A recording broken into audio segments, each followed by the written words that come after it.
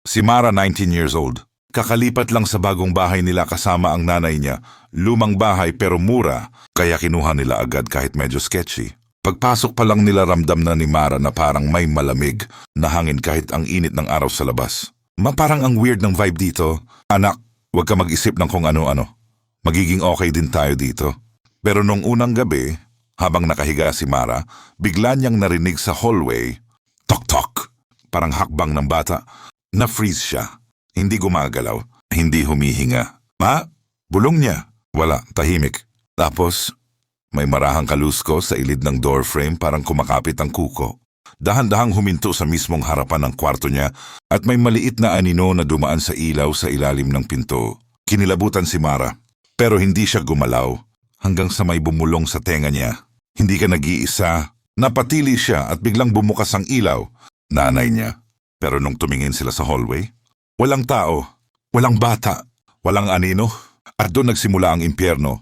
Habang tumatagal, mas lumalakas ang mga pangyayari. Nagsasara ang pinto kahit walang hangin. May batang tumatakbo sa second floor. May tumitingin mula sa ilalim ng kama. May boses na tumatawag ate. Si Mara hindi na nakakatulog. Kaya naghanap siya ng history ng bahay.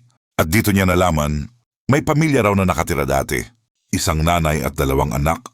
Pero isang gabi, nawala ang magkapatid. Nahanap yung katawan nila sa attic. Nakatayo magkatabi pero nakangiti. At ito ang pinaka-nakakatindig balahibo. Sabi ng kapitbahay hindi sila umalis. Dito pa rin sila naglalaro sa gabi. That same night, habang umiiyak si Mara sa kwarto, bigla may humawak sa paa niya malamig maliit parang kamay ng bata. Pagtingin niya, isang batang puti ang mata. Nakasilip sa ilalim ng kama. Ate halika na sama ka sa amin. Umikot ang mundo ni Mara sa sobrang takot. Pinilit niyang gumapang papasok sa hallway. Pero paglabas niya, nakatayo ang nanay ng mga batang namatay nakangiti. Tumatagas ang dugo sa bibig at bumubulong. Dito ka na, para kompleto ulit kami.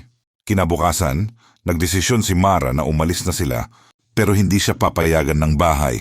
Pagbaba niya sa hagdanan, biglang naglock lahat ng pinto. Lahat ng ilaw nag-flicker at yung 2 batang multo dahan-dahang lumabas mula sa dilim. Sa likod nila, yung nanay nakatingin kay Mara na parang gutom. Umalis ka? Hindi pwede, pamilya ka na namin. Naglakad sila palapit.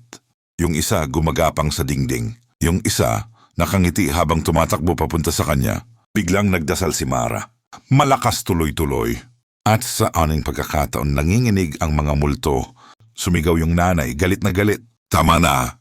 Nag-shatter ang bintana. At doon sinamantala ni Mara ang chance. Tumakbo siya palabas, parang mababaliw. Paglabas niya ng bahay, naglaho ang mga tunog. Nawala ang hangin. Tahimik paglingon niya. Yung bahay parang normal lang. Parang walang nangyari. Pero bago siya tuluyang tumakbo, may nakita siyang bata sa bintana ng second floor kumakaway. Nakangiti. At ang labi niya gumagalaw. At babalik ka, diba? Sa bawat bahay na tahimik may kwento. May hindi nakikita. At minsan, hindi sila naghahanap ng puntahan. Naghahanap sila ng kapalit. Kaya sa susunod na lumipat ka ng bahay, tanungin mo muna, may nauna na bang hindi nakaalis?